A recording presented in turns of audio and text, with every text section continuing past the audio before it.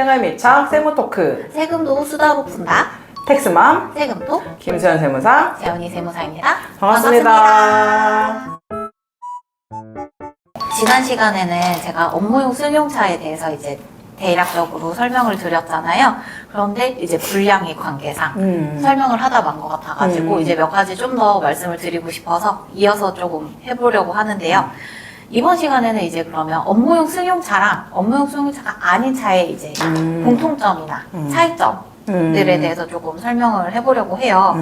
사장님들이 이제 문의를 많이 주시는 게 뭐냐면 차를 살 건데 요게 부가세법상 이제 매입세 공제를 받을 맞아요. 수가 있느냐를 가장 많이 질문하시거든요. 이게 제일 궁금하세요, 보통. 그리고 이런 경우들도 있어요. 세금 계산서를 받으면 매입세 공제가 다 되는 줄 아시는 분들도 있어요.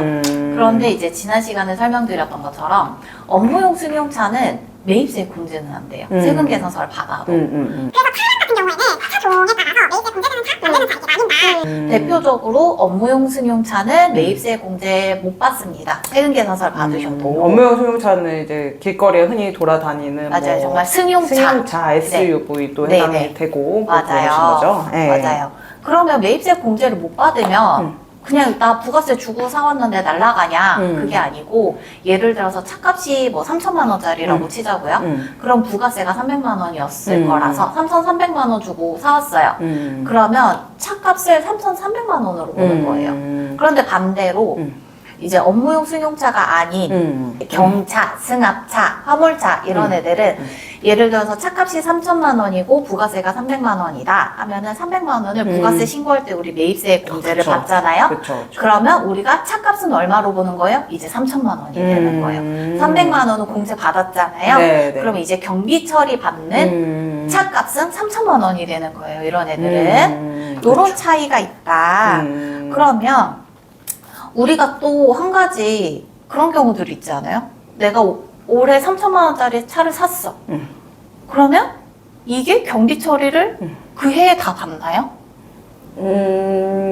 그렇지는 않죠. 그렇죠. 네. 근데 나 3천만 원이나 썼는데 왜 올해 세금 나와요? 이러는 분들이 가끔 계세요. 그렇죠.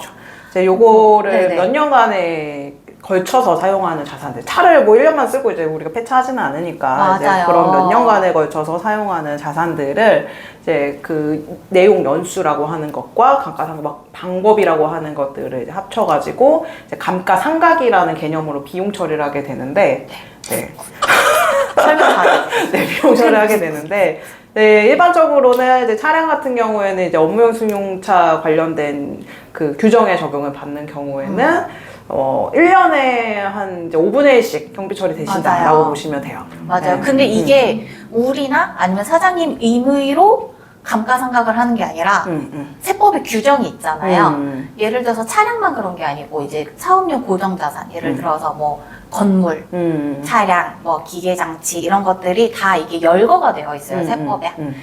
이 한도들이 몇 년 동안 어떤 방식으로 상각을 해라. 그래서 저희가 그걸 참고해가지고 이제 감가상각비를 이제 한도를 이제 계산을 하거든요. 그러면 어쨌든 내가 올해 자산을 샀다고 해서 자산 산 그 비용을 다 단기에 비용 처리 그쵸, 인정받는 게 아니고 그쵸.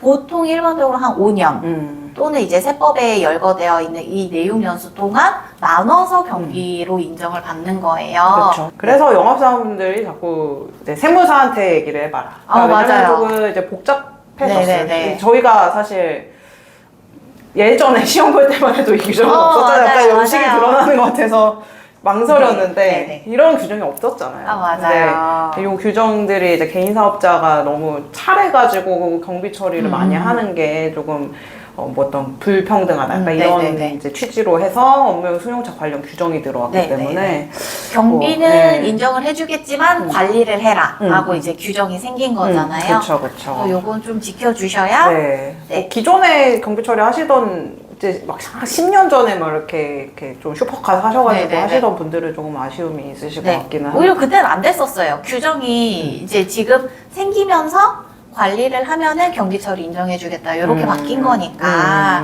네, 그래, 좀 긍정적으로 지켜주셔야 생각을 된다. 그럼 정리하면은 예.